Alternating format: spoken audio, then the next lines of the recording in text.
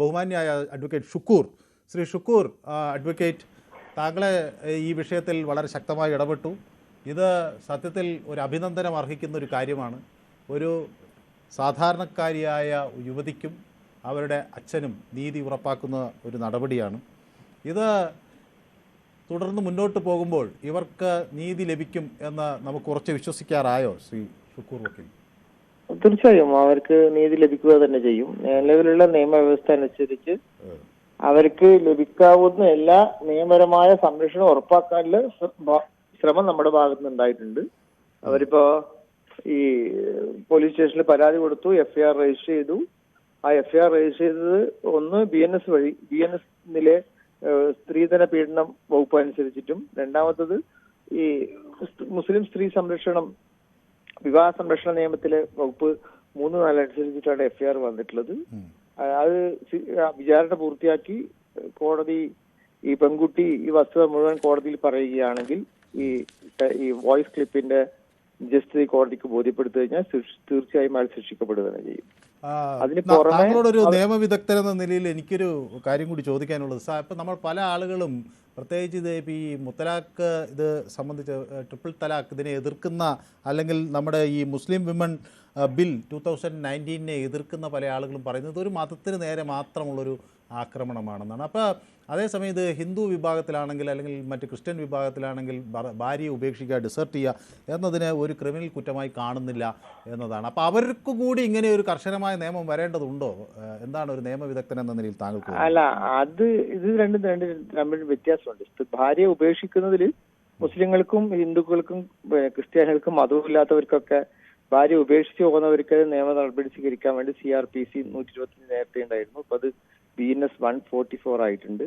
ഇത് മറ്റു ഒരു സമുദായത്തിലും ഇൻസ്റ്റേനിയസ് ആയിട്ട് ഒരാളെ വിവാഹമോചനം നടത്തുന്ന ഒരു സാഹചര്യം നിലവിലില്ലാത്തതുകൊണ്ട് എല്ലാവർക്കും വിവാഹമോചനം നടക്കണമെങ്കിൽ കോടതി വഴി പോകണം. മുസ്ലിം പേഴ്സണൽ ലോ പ്രകാരം ഈ തലാഖിനുള്ള ഒരു അവകാശം മുസ്ലിം ആണുങ്ങൾക്ക് ഉണ്ട്. അത് പക്ഷേ വിശുദ്ധ ഖുർആനും പ്രവാചകചര്യയും പണ്ഡിതന്മാരൊക്കെ പറയുന്ന രീതിയിലല്ല ഇവിടെ ഉപയോഗിക്കുന്നത് കൊണ്ടാണ് ഇത്തരം ഒരു നിയമത്തിന്റെ അവസ്ഥയിലേക്ക് വന്നത്. ഇത് സുപ്രീം കോടതി മുത്തലാഖ് നിരോധിച്ചതാണ്. സുപ്രീം കോടതി തന്നെ റദ്ദ് ചെയ്തതാണ്. രാജ്യത്ത് മുത്തലാഖ് നടക്കില്ല. അങ്ങനെ ഒരാൾ ഇപ്പൊ ഈ കുട്ടി വിവാഹമോചിതയല്ല കേട്ടോ. നിയമത്തിനടിസ്ഥാനത്തിൽ ഈ കുട്ടി വിവാഹമോചിതയല്ല. അയാൾ ധരിച്ചു വെച്ചിരിക്കുന്നത് വിവാഹമോചിതയായെന്നാണ്. വിവാഹിതയായ സ്ത്രീക്കുള്ള എല്ലാ അവകാശം ഈ പെൺകുട്ടിക്കുണ്ട്. ഇനി അയാൾ വിവാഹമോചനം നടത്തണമെങ്കിൽ 1-ാം തലാഖ് ചൊല്ലി, വീണ്ടും 1 മാസം കഴിഞ്ഞ് 2-ാം തലാഖ് ചൊല്ലി, പിന്നെ 3-ാമത്തെ തലാഖ് ചൊല്ലണം. എങ്കിൽ മാത്രമേ നടക്കൂ. അല്ലെങ്കിൽ കോടതി വഴി അയാൾ നടപടി സ്വീകരിക്കേണ്ടതുണ്ട്. അപ്പം ഇത് ഭാര്യയെ ഒഴിവാക്കുന്നതിനല്ല, ഉപേക്ഷിച്ചതിനല്ല, ഇൻസ്റ്റേനിയസ് ആയിട്ട് ഒരു പെടുന്നനെ വിവാഹമോചനം നടത്തുക എന്നുള്ളൊരു കുറ്റകൃത്യമായി രാജ്യത്തൊരു നിയമം പറയുന്നത് കൊണ്ട് ഇത് വരുന്നതാണ്. അത് 2 തരത്തിൽ അതിനെ കാണാം. ഒന്ന്, ഈ മുസ്ലിങ്ങൾ മാത്രം പ്രതിപട്ടികയിലേക്ക് വരുന്ന സാഹചര്യം ഒഴിവാക്കാൻ വേണ്ടിയാണ് നമ്മൾ എതിർക്കുന്നത്. കാരണം മറ്റു സമുദായത്തിലൊന്നും ഇങ്ങനെ വിവാഹമോചനത്തിന് സാധ്യത പറ്റില്ല. ഭാര്യ ഉപേക്ഷിക്കാം. ഇയാൾ പോലും ഈ പെൺകുട്ടി ഉപേക്ഷിച്ചു പോയാൽ അതിന് മറ്റു തരത്തിലെ നിയമ നടപടി സ്വീകരിക്കാൻ പറ്റും. ഇയാൾ ഈ വിവാഹമോചനം നടത്താൻ വേണ്ടി അയാൾക്ക് കിട്ടിയ തെറ്റായ മതത്തെക്കുറിച്ചുള്ള ധാരണയോ അല്ലെങ്കിൽ അയാളുടെ മനസ്സിൽ എവിടെയോ കിട്ടിയ മതത്തെക്കുറിച്ചുള്ള ബോധമാണ്, അല്ലെങ്കിൽ ആ മതത്തെ തെറ്റായി വ്യാഖ്യാനിച്ച് കിട്ടിയ ഒരു ധാരണ കൊണ്ടാണ് അയാൾ ഇങ്ങനെ ഈ വാചകം പറഞ്ഞു കഴിഞ്ഞാൽ, ഞാൻ 3 തലാഖ് ചൊല്ലി വിവാഹബന്ധം വേർപിരിച്ചു എന്ന വാചകം പറഞ്ഞാൽ വിവാഹബന്ധം വേർപെടും എന്ന് അയാൾ ധരിച്ചുകൊണ്ടാണ് അയാൾ ഇങ്ങനെ പറയേണ്ടി വന്നത്.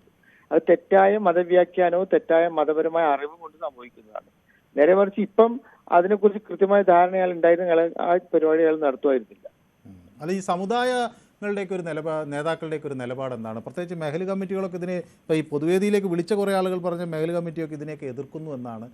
അപ്പോൾ ഇത്തരം കാര്യങ്ങൾക്കെതിരെയുള്ളൊരു നീക്കത്തിന് അവരുടെ ഭാഗത്തുനിന്നുള്ള പിന്തുണ ലഭിക്കുന്നുണ്ടോ? അല്ല, പൊതുവെ മഹല്ല് കമ്മിറ്റികളൊക്കെ ഇത്തരം തലാഖുകൾക്കെതിരെ തന്നെയാണ്. നമ്മുടെ സമൂഹത്തിൽ മഹല്ല് കമ്മിറ്റികൾ ഈ വിവാഹ പ്രശ്നവുമായി ബന്ധപ്പെട്ട് നിരവധി ചർച്ചകൾ നടത്താറുണ്ട്. അതിനാവശ്യമായ സഹായം ചെയ്തു കൊടുക്കാറുണ്ട്. ഈ സ്വർണ്ണമൊക്കെ തിരിച്ചു വാങ്ങി കൊടുക്കാൻ വേണ്ടി ശ്രമം നടത്താറുണ്ട്. മഹല്ല് കമ്മിറ്റികളും മുസ്ലിം സമുദായത്തിന്റെ അകത്തുള്ളവരും സാധാരണഗതിയിൽ എതിരാണ്. പക്ഷേ ഇങ്ങനെ തലാഖ് ചൊല്ലിക്കഴിഞ്ഞാൽ, 1, 2, 3 തലാഖ് ചൊല്ലി എന്ന് പറഞ്ഞു കഴിഞ്ഞാൽ പിന്നെ ആ ബന്ധം നിലനിർത്താൻ വേണ്ടി മതപരമായ ഭയങ്കര ബുദ്ധിമുട്ടാണ്. അത് നിയമം അനുവദിക്കുന്നില്ല. ഇനി അയാൾക്ക് ഈ പെൺകുട്ടിയായിട്ട് ബന്ധം സ്ഥാപിക്കണമെങ്കിൽ മതപരമായ വിശ്വാസപ്രകാരം, മുസ്ലിം സ്കോളേഴ്സിന്റെ റൈറ്റിംഗ്സ് പ്രകാരം ഈ പെൺകുട്ടി മറ്റൊരാളുമായി വിവാഹം കഴിഞ്ഞ് അവർ കോൺസ്യൂമേഷൻ നടന്ന് അയാൾ തലാക്ക് ചൊല്ലിയതിനു ശേഷം ഇനി ഇയാളുമായിട്ട് ബന്ധം മതപരമായി പാടുള്ളൂ. അത് വലിയ അഡിൽസാണ്, അത് സ്ത്രീ വിരുദ്ധമായ ഒരു സമീപനമാണ്, അതിന് ഇടക്കല്യാണം പറയാ. അപ്പൊ പക്ഷെ അതിനെ എതിർക്കാൻ മത നേതാക്കൾക്കും മാലിന്യ കമ്മിറ്റികൾക്കും കഴിയും ചെയ്യുക. കാരണം മതപരമായി അങ്ങനെ ഒരു വസ്തുതയുണ്ട്. മുത്തലാഖ് എന്ന് പറയുന്നത് രാജ്യത്ത് നിയമം വഴി നിരോധിച്ചതാണെങ്കിൽ പോലും അങ്ങനെ ഒരാൾ ചൊല്ലിക്കഴിഞ്ഞാൽ ആ ബന്ധം നിലനിൽക്കില്ല എന്നുള്ള നിയമത്തെ അനുകൂലിക്കാൻ മതപണ്ഡിതന്മാർ തയ്യാറാവുമെന്ന് എനിക്ക് തോന്നുന്നില്ല. വ്യക്തമാണ്, താങ്കളുടെ പ്രതികരണം കൃത്യമാണ്. ഏതായാലും വളരെ നന്ദി ഈ പ്രേക്ഷകർക്ക് ഈ കാര്യങ്ങൾ വിശദീകരിച്ചു കൊടുക്കുന്നത്. ഒരു അഭിഭാഷകൻ എന്ന നിലയിലുള്ള ഇടപെടലും വളരെയധികം സന്തോഷം. എന്നോട്